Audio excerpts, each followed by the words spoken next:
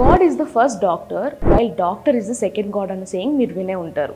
ఇప్పుడంటే మనకి రోగం వస్తే డాక్టర్ కంటే ముందు గూగుల్ దగ్గరికి వెళ్తాం, కానీ ఇది వరకు డాక్టర్స్ ఏది చెప్తే అది గుడ్డిగా నమ్మేవాళ్ళు, దాన్నే ఫాలో అయ్యేవాళ్ళు.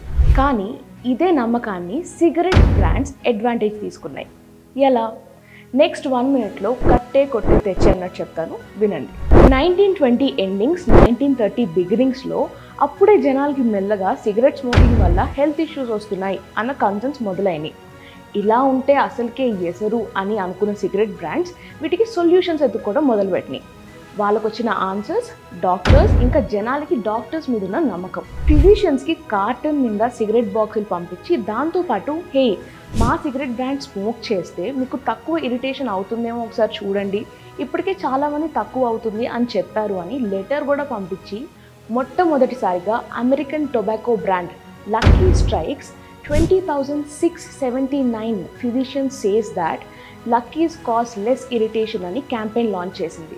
దీని తర్వాత ఫిలిప్ మోరిస్ అనే ఒక కంపెనీ సిగరెట్స్ ఎంత కాస్ట్లీగా చేస్తున్నారు, ఇంగ్రీడియంట్స్ ఎంత క్వాలిటీ ఉన్నాయని కాదు, సిగరెట్ మేకింగ్లో ఒక ఇంగ్రీడియంట్ వాడతారు, ఆ ఇంగ్రీడియంట్ మేము వాడట్లేదు కాబట్టే మా సిగరెట్ స్మోక్ చేయడం వల్ల మీకు అసలు ఇరిటేషన్ ఉండదు, కాఫ్ రాదు అని క్యాంపెయిన్ స్టార్ట్ చేసింది.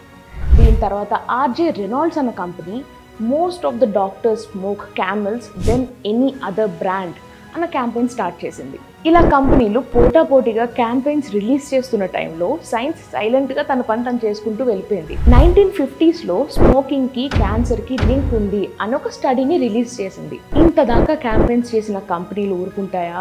అన్ని కంపెనీస్ కలిసి hey these links are alarming but they are not conclusive అన్న స్టేట్మెంట్ని రిలీజ్ చేశాయి. కానీ anything before but is a bullshit అని జనాలు రియలైజ్ అవ్వడం మొదలుపెట్టారు. డాక్టర్స్ కూడా మెల్లగా టొబాకో కంపెనీస్తో అసోసియేట్ అవ్వడం మానేశారు. 1964లో smoking does cause lung cancer and chronic bronchitis అని డాక్టర్స్ స్టేట్మెంట్ని రిలీజ్ చేశారు. అప్పటికి కంపెనీస్ ఇంకా గట్టిగా ట్రై చేశాయి, కానీ 1999లో tobacco institute and committee for tobacco రీసెర్చ్ని కంప్లీట్గా క్లోజ్ చేశారు. అది స్టోరీ.